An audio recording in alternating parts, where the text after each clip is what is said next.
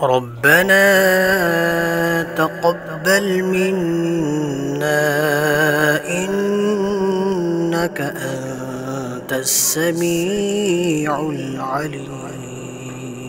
ربنا واجعلنا مسلمين لك ومن ذريتنا أمة مسلمة لك وأرنا مناسكنا وتب علينا إنك أنت التواب الرحيم.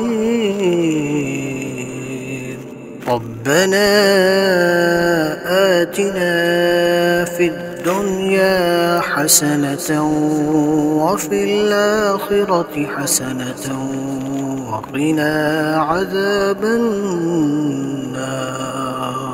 ربنا أفرغ علينا صبرا وثبت أقدامنا وانصرنا على القوم الكافرين.